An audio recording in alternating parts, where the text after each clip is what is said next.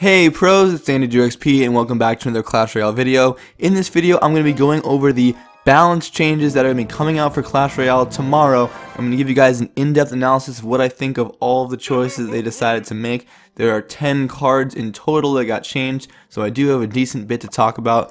Let's get right into the video. Alright, so the Royal Ghost got a damage decrease of 6%.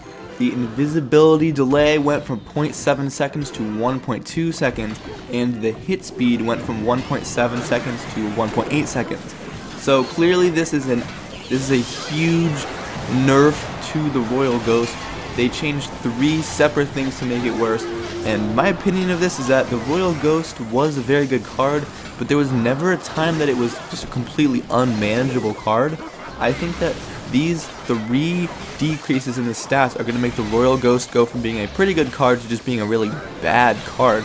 I don't see how this nerf was really necessary. It just wasn't that OP. Moving on to the Zappies now target ground and air troops. This is a huge buff for the Zappy. The Zappies could only hit things on the ground before, and personally I thought the Zappies were pretty terrible. I'm really glad they decided to make this switch and give them the ability to shoot targets in the air. It is going to change a lot of strategies pretty significantly now that there's a card that can zap things in the air 3 separate times and make the Inferno Dragon basically useless. So it will definitely have an impact on cards other than itself for sure. But it was definitely a needed buff, and now people will probably actually use Zappies. The Hunter got what I would say a small buff. The range went from 5 to 4, and the bullet spread became slightly smaller.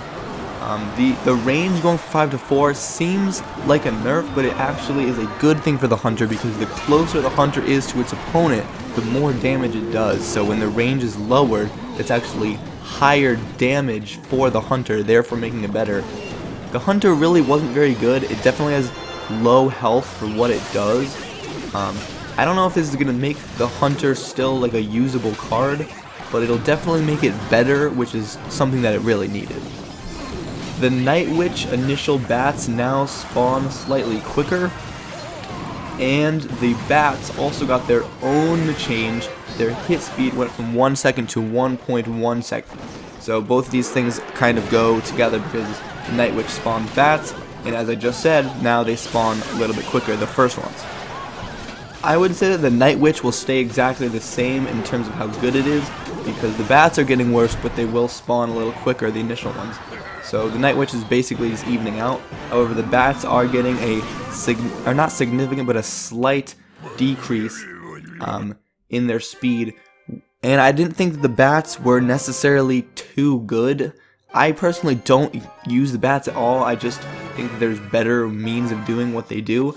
But a lot of people do use bats, so I guess they determined that the usage was very high and that they needed to be brought down a little bit. But personally, I don't think this will make a difference in anything that I do.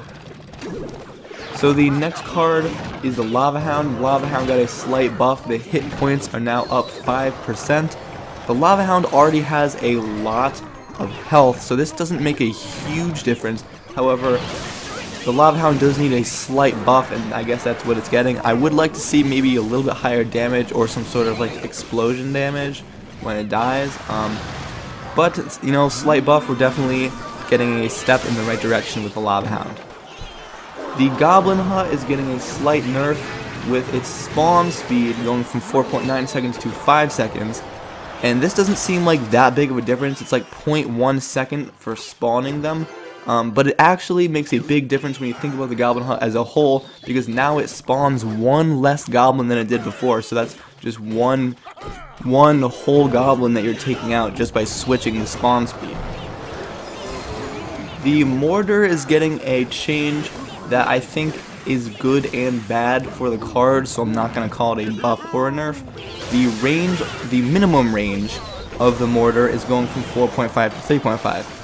So basically what that means is the Mortar has like its normal range where it can hit towers from however far away they are, but certain cards that get too close to the Mortar, it cannot hit them because it only has a minimum range, so anything that's in 4.5 meters radius of the mortar cannot be hit. Now they're changing that to 3.5 so it can hit things that are closer to it, which, like I said, is good and bad because it can play better defense against cards that are coming closer to it, but it'll also be more easily distracted from cards that are near it, and it won't be shooting at the towers. Instead, it'll be shooting at cards that are attacking it from a more close distance.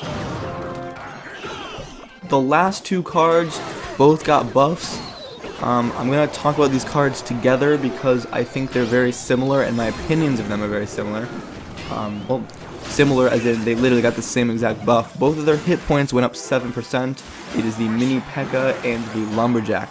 They both got the same buff and they both didn't need it, in my opinion. I use the Lumberjack all the time. I use the Mini P.E.K.K.A. a decent amount. And they both are really good cards as it is.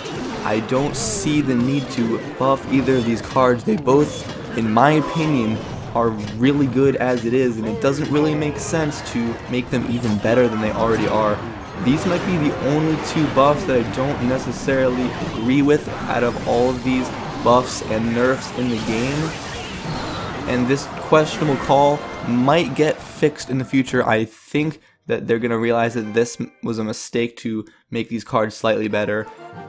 So I guess we'll see as we reach into the future what impact this has on the meta. So that's it for this video, guys. Those are all the changes and my opinions to them. If you have your own opinion, I'd love to hear it. Put it down in the comment section. If you have any card that you think that Clash Royale missed and should have gotten either a buff or a nerf, definitely put that in the comment section. I'm interested to see what you guys say in terms of that. So until next time, guys, peace out.